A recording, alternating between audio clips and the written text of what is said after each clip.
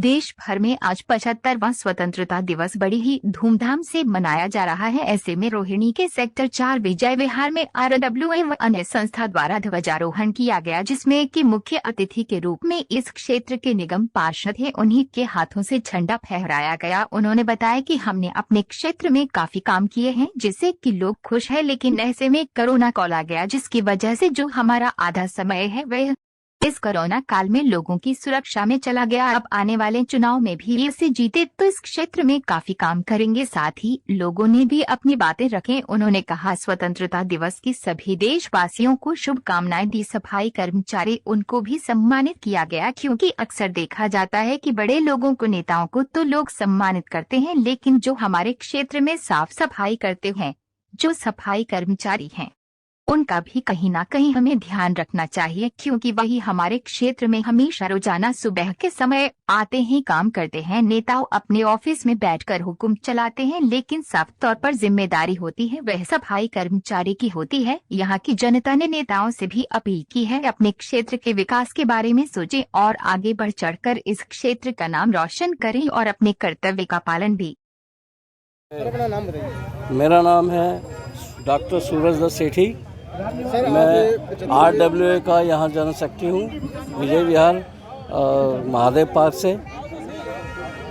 Sir, आज का जो 75वां वर्षगांठ बनाई जा रही थी देश में, जिसमें आज मुख्य अतिथि के रूप में पार्षद जी भी आए थे, जिन्होंने झंडारोहण किया, क्या कुछ कहना चाहेंगे, क्या कुछ संदेश देकर गए हैं? मेरा यही संदेश है उनके लिए कि वह जनता की सेवा में पूरी तरीके से तत्पर रहें, क्योंकि पिछला जो समय हमने देखा है वो बहुत ही दिक्कत भरा था।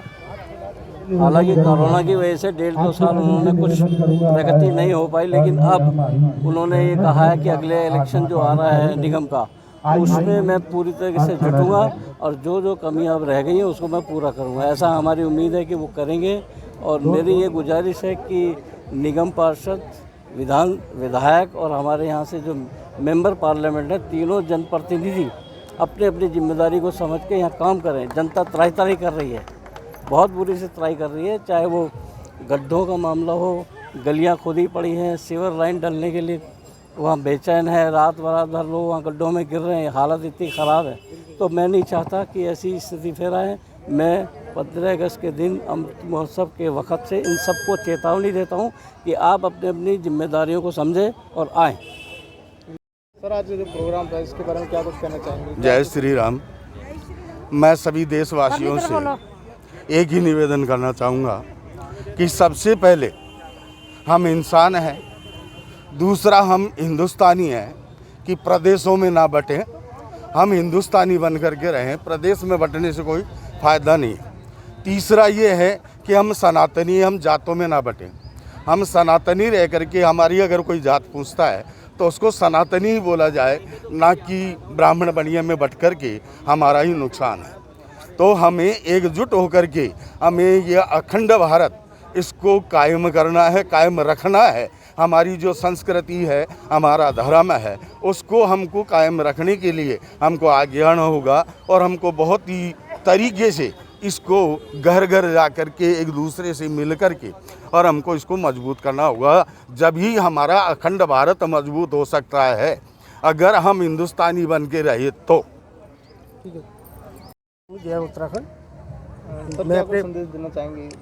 मैं स्वतंत्रता दिवस की वर्षगांठ पर सारे देशवासियों को हार्दिक शुभकामनाएं और बधाई देता हूं।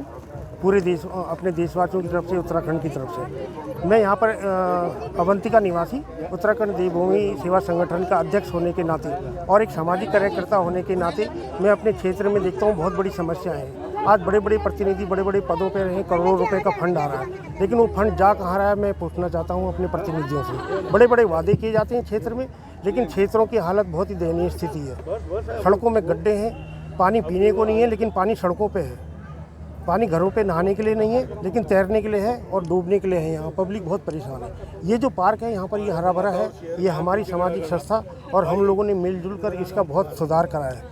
आज तक इसकी बहुत दुर्दशा थी, गंदगी थी, पेड़ पौधे नहीं थे, हरे भरे नहीं थे। हम लोगों ने मिलजुल कर खुद इस पार्क का जो है एक रिनोवेशन करा है। इस पार्क को सुंदर बनाने की कोशिश कर रहे हैं। सुबह सुबह आकर पानी डालते हैं वृक्षों को लगाते हैं, लेकिन सरकार की तरफ से कोई फंड नहीं है। सफाई की व्यवस्था की जाती है? निगम की तरफ से अभी तक तो हमें कोई दिखाई नहीं दी है। स्वयं सेवी संस्थाएं और हम लोग मिलजुल कर खुद करते हैं। निगम की तरफ से यहाँ पर ना कोई पानी है ना वो है। हम देवभूमि उत्तराखंड के लोग खुद मिलके करते हैं और हमारे यहाँ पर पंडित जी हैं मुरारी जी, इनके सहयोग से यहाँ पर बहुत अंदर सुंदर विकास हो रहा है। इसके आगे ठीक है। मैम अपना नाम बताइए। पीछे दोबारा जाएंगे ऐसे। मैम क्या कुछ कहना चाहेंगे आज एक मैं मंजू बंसल यहाँ से एक सोशल वर्कर हूँ, भारतीय जनता पार्टी में भी हूँ। मैं सिर्फ एक ही बात कहना चाहूँगी, 75वीं अमृत महोत्सव पे इस आज़ादी के लिए मेरे देश के जवानों ने, मेरे देश के नौजवानों ने, बच्चों ने, बड़ों ने, महिलाओं ने, सब ने इतनी कुर्बानियाँ दी हैं।